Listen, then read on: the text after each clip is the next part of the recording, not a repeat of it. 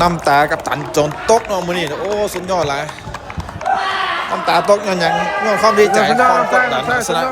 ทุกคนเฮ็ดได้เนาะชนะด้วยใจสู้ด้วยความอดทนสุดท้ายก็ชนะเนาะ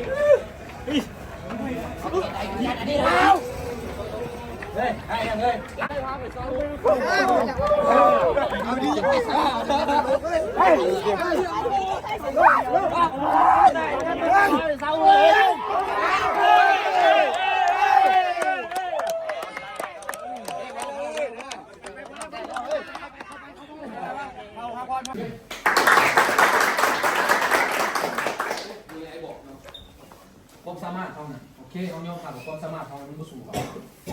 มันเนื้อเขาความสามารถแต่สิ่งที่เขาเนื้อเขาคืออย่างความสามัคคีเขาเตะบอล11 คนเนาะทีมเวิร์กนี่แหละไอ้บอกว่าความสามัคคีคือพลังแห่งกล้าที่เขาใช้สนามมือโอเคจะไหนเขาไปขอทุกคนขอบใจโอเคในอีก2 แมตช์เขาเข้าใจป่ะ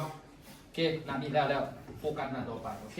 เรียกว่าทั้งหมดกลุ่มแบบเก่าเขาบอกประมาทคู่ต่อสู้ให้คู่ต่อสู้ประมาทเขาเรียกเขาลงทุนโอเคไป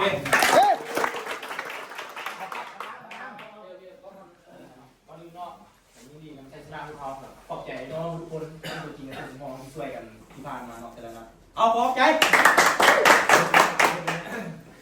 แค่ตรงนี้เลยน้องเด้อเก็บด้วย